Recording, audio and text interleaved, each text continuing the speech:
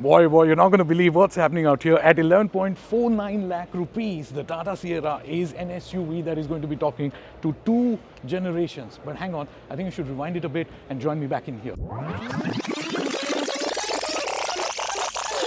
The sun has risen on 25th of November 2025, which obviously is going to be a great iconic day for no other reason than the comeback of the all-new Tata Sierra.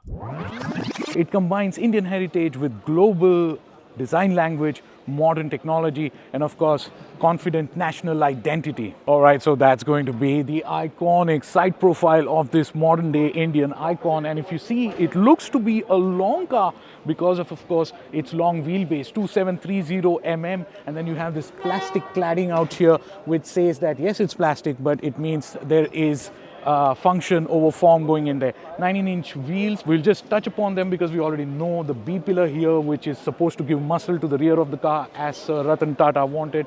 And then of course, once you're inside, you're going to have a glass house feeling. Because of this, the OG Sierra had a glass through and through. Modern safety standards are going to mean that you're going to have this roof here, of course, running through the glass so that, well, in case of an untoward incident, you all are safe inside. Now at the back is where the new modern Indian icon is redefining itself with, of course, a wraparound LED tail lamp that is completely wrapping around the hatch of this car. And what that also means is that the whole thing looks like it's made or milled out of a single billet block. In short, one word for the Sierra from the back is going to be monolith. S-I-E-R-R-A, Sierra means it's an SUV, which means it's going to have an appropriate departure angle. That means you could be going off-roading, and you have 19-inch wheels that are going to add to comfort, but they look pretty as your shoes do when you shop. And then you have 205 millimeters of ground clearance. Had there been any doubt in terms of 205, those are 5 millimeters of ground clearance, had you any doubt, then you know that this is going to take what it needs, where it needs to go. And then from the front, you see this thin LED DRL, and this is really as thin as just 7 millimeters. So there's innovation going on the front. One would expect rectangular headlamps here, harking back to the old Sierra. You don't have those, but there's a little bit of rectangularish chaos happening here anyways, which is adding to the beauty. I think it's certified by Red Dot Award, and so there's no doubt that you and I and our eyes find it very delectable to look at from the back, side or front. Amongst all the other well-known facts regarding the Tata Sierra, what I want to be finding out today is what does the word legacy, or what can we really define iconic as? And in single word, self-belief. You see, when the Tata Sierra came out in the year 1991, it became India's first real aspirational SUV. It was India's first turbocharged diesel car. And then again, it gave Indians a symbol of innovation, ingenuity, and engineering. Now, all of that meant that we Indians said, yes, we too could build world-class vehicles. And the world-class vehicle the Sierra was, just as I hope it is today, because it got exported to various countries under various names, including Italy and Spain. A car that was based on a pickup truck platform, 207, today is based on a highly modern, futuristic, progressive platform called Argos. Now, anybody knows the name of Argos? By the way, it is all-terrain ready energy omni geometrical scalable system, something like that. Let's move on. Okay, excitement levels are still running very high out here. We are standing at a pavilion which almost looks like Tata Motors Auto Expo Pavilion, and we all are very happy that this car has come onto the road, pretty much being very consistent with the concept car itself. You see, the original Tata Sierra became India's first poster SUV, and then I think this is also going to follow suit and become a poster car.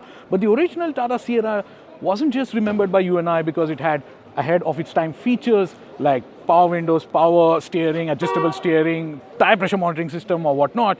We remembered it because you and I wanted one. Let's answer that question right now, right here on PowerDrift. Should you and I want this one? Okay, I cannot believe that this is a time to be alive because, well, we happen to be on the inside of the Tata Sierra.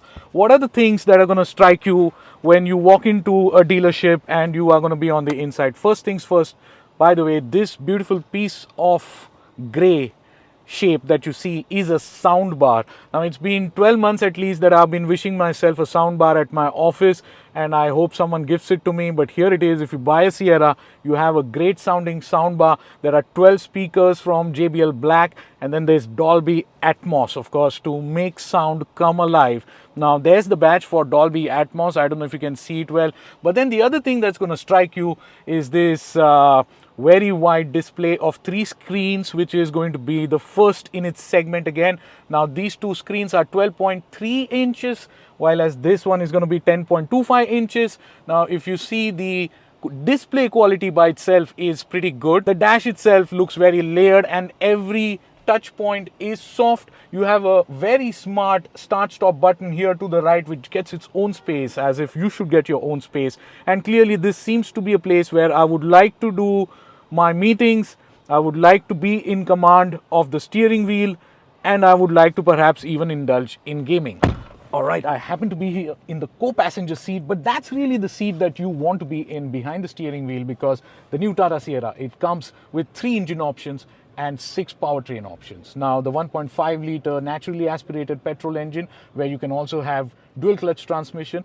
You get 1.5 liter turbocharged petrol engine, which is the Hyperion one, where you have the option of getting a torque converter automatic gearbox, torque converter from Aisin, Japan. And then of course there's the diesel engine, where they have removed the pesky need of having to refill DPF every time you have to do it on the highways, and that's something that you don't want to be doing, so you won't be having to do it in the diesel car. The diesel Sierra also comes with automatic transmission, torque converter of course, and I think in terms of the go and the push, the petrol engine has the highest specific output, which means the most number of horses are being dished out for a single cubic capacity in this class.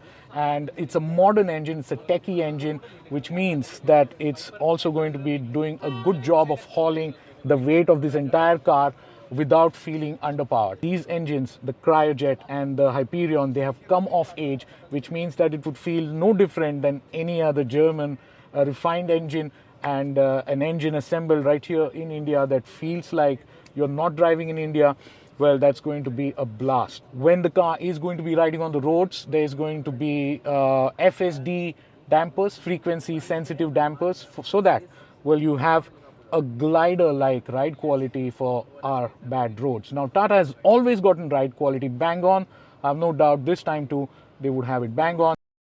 Thank you very much for entering in the new Tata Sierra from the roof, because this happens to be the largest sunroof in its segment, yes, but one of the largest sunroofs ever made in India. Now the uber luxurious rear seat is pretty evident. Of course, there is a back recline here also to these seats. I'm going to have to figure that piece out a little cumbersomely as to where it is, but then it is assured that the seats do, oh there it is, recline back, and this bench has, and so will mine. At the back, you're going to have 622 liters of boot space, which can be shown from other angle too. But overall, yes, this is going to feel like a living room. There's a lot of leg space carved out here from the front seat, from the back of the front seat. Headroom is by the plenty. Remember, this is the Sierra that I'm sitting in, so I'm supposed to be having a glass house feeling to it. Well, as you see, by the modern safety standards, this is going to be coming in the way of that. But then this is a very roomy, very spacious cabin. 1, it's a long wheelbase. 2, it's the largest sunroof in place. And 3, it's a Sierra. Okay, I just want to see if this is fine for someone who has a lot of height. And yeah, that could be a problem. You could knock your head off and fall into the spacious 622 liters of boot space. But then again, you would be sitting comfortably.